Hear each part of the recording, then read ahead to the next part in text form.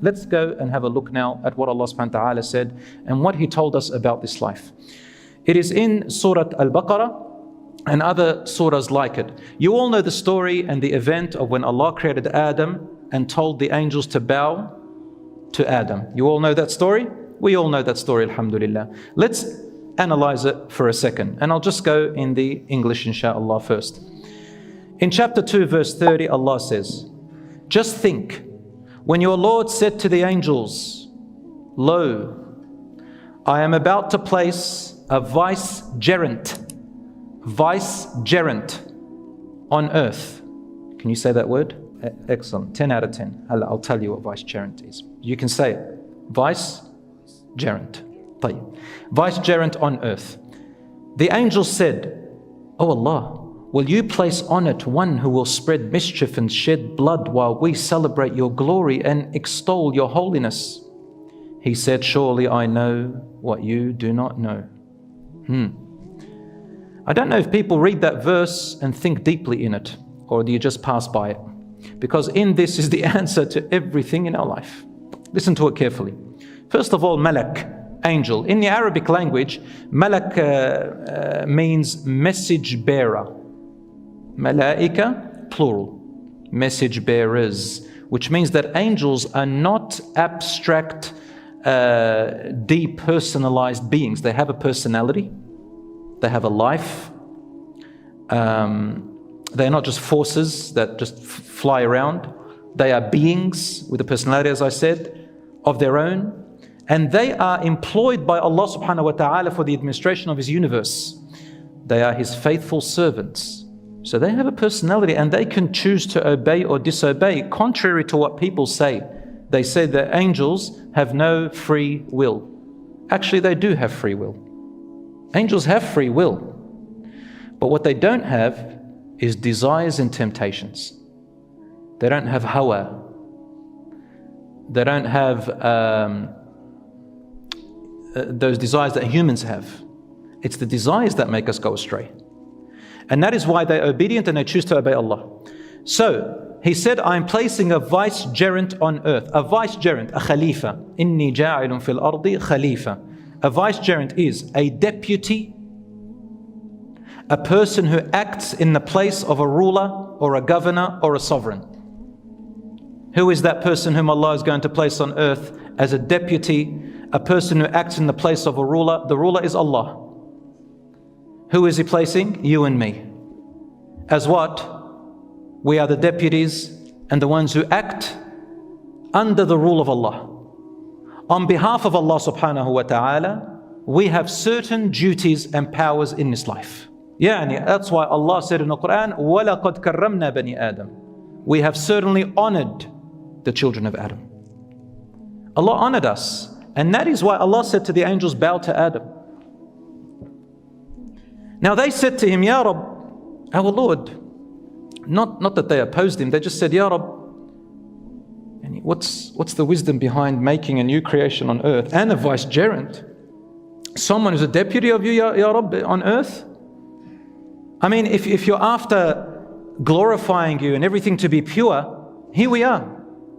We're already pure, my Lord. We pray to you, we nusabbihu bihamdik, we glorify your name, we're pure. You don't see us shedding blood, you don't see us doing corruption. I mean, if that's what you want, our Lord, I'm just paraphrasing what the angels mean. In other words, oh Lord, if this is what you want, we're here, we're already doing that. Why would there need to be someone else? Where's the gap? Are we missing something? Have we done something wrong? If you realize, brothers and sisters, the angels lacked knowledge about what Allah subhanahu wa ta'ala knows. They thought that Allah wants people to always worship Him and be absolutely pure with no problems. But they misunderstood. Who is Allah? I'll give you an example. I can't go into too deep, it's going to be very deep, but let me give you an example. Who is Allah? We know Allah's names and attributes. Among His names and attributes is Al-Adl, the just. How is Allah subhanahu wa ta'ala going to manifest this attribute of His, Al-Adl, without having vices, good and bad? Adl, justice. Allah subhanahu wa ta'ala is Ar-Rahman, the merciful. Mercy is applied when somebody deserves to be punished. How is mercy going to be manifested in the world, for example? Allah is Al-Khaliq, the creator. How is He the creator when He's not creating?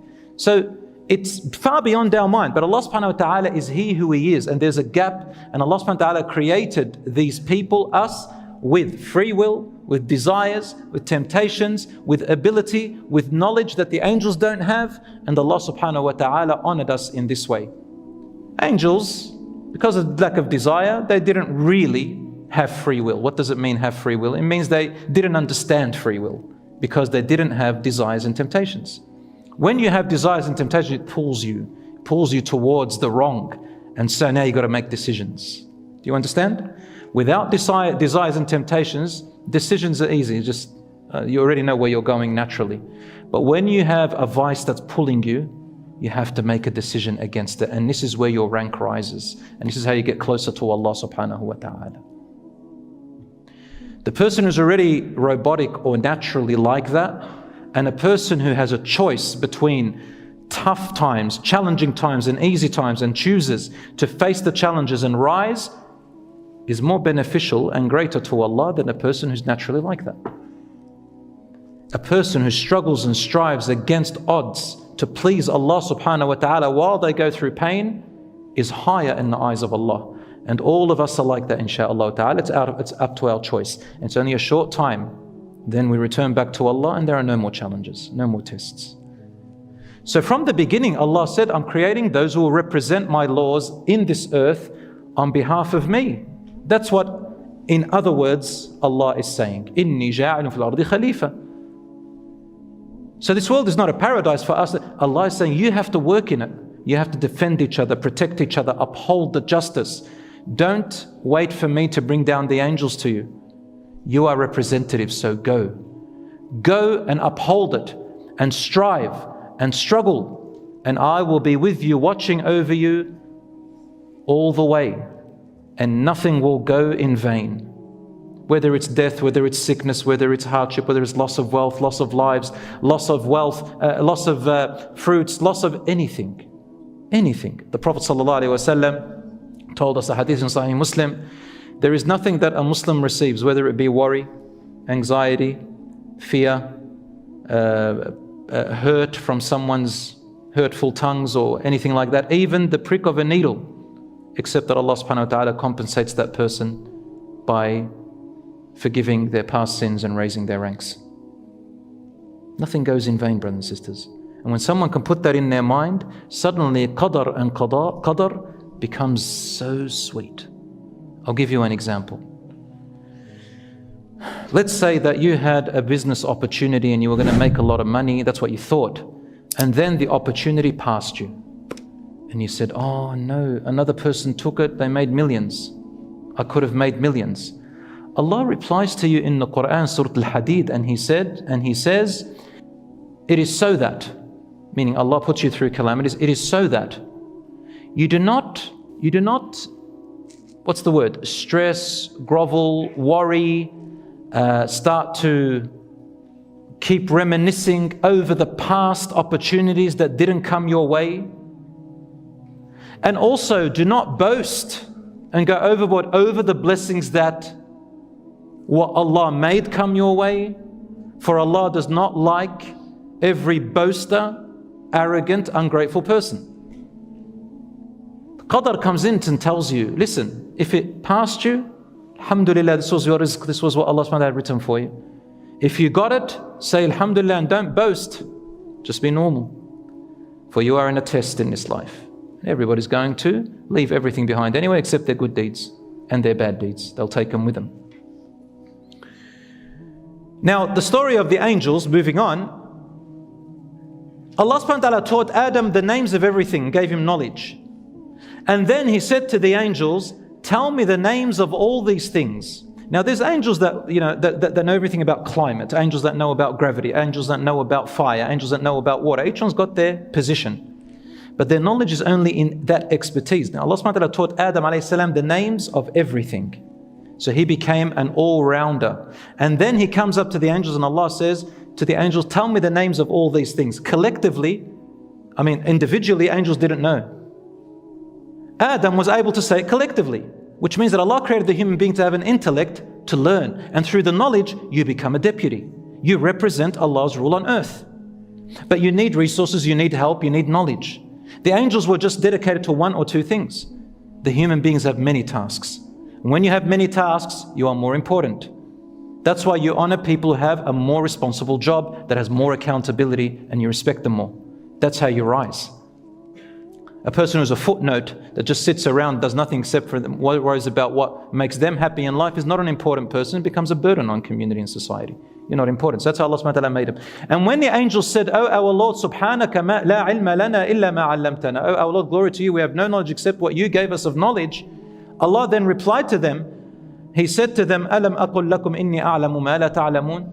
After he said to Adam, tell them all the names, and then he said to them, didn't I tell you that I know that which you do not know, O angels? What's Allah telling them? Remember the question they asked? Oh, our Lord, would you place on earth he or she who would shed blood and spread corruption while we glorify you already? So Allah says, I know that which you do not know. Meaning, I know in this creation and in the reason why I have created them. And I do know that there will be some shedding of blood and corruption, yet there are things that you, O angels, can never conceive or comprehend, even if I told you. I know that which you do not know. So the angels then accepted it wholeheartedly and said, our Lord, we only know what you taught us. We submit, and we'll even make dua for your creatures. And the angels do make dua for us. It's in the Quran. وَيَسْتَغْفِرُونَ لِمَنْ فِي الْأَرْضِ. They always seek forgiveness for those who are on earth. So brothers and sisters, why did I say this story? Because you know how the angels, they didn't know everything? They jumped to conclusions. The angels jumped to a conclusion. And they thought that Allah wanted this, but Allah told them, no, there's a lot of gaps you don't know about. And if I told you, you're not going to get it. So how about you just take me as your Lord and be angels as you are and worship me and just trust me? They said, exactly. Forever. Forever. What does it mean to us as humans? It means the same thing, brothers and sisters. Things that happen in our life, whether they look good or look bad. Number one, don't assume about what Allah wants. You don't know. Number two, assume of Allah positively, that there is something good coming out of it. Assume that Allah has a plan for you or a forgiveness from you. And if it happens to you, you don't understand why, persevere through it. And know that Allah will not let anything go in vain. He will reward you or forgive you, and it will all be counted for you as an investment for your hereafter. To the point where the Prophet ﷺ said in one authentic hadith, he said, on the day of judgment, there will be people who will look at other people who had gone through so much struggle and pain in this world and torture, and they would have not gone through the same torture. And when they see what rank Allah has given them finally, and the amount of rewards and pleasure that Allah has given them because of their patience and perseverance with calamities, the people who had lived in luxury here will say, we wish we can go back to earth so that we can be cut into pieces with a scissors, whole body with a scissors, so that we can be successful as these people are successful and be patient. But you see, Allah subhanahu wa ta'ala doesn't give this. See, on the day of judgment, that becomes a privilege. Here it looks terrible and horrific, and nobody should go through it. But you see, on the day of judgment, Allah knows who would have passed it and who would have not.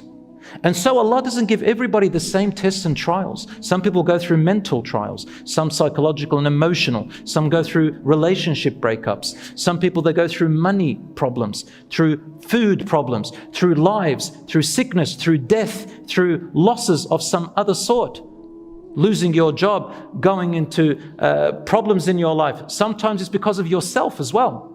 But then Allah subhanahu wa ta'ala says to you, okay, you still have a chance. Get out of it. Fix yourself and the road can come back. So brothers and sisters, this life is built on tests and trials and calamities.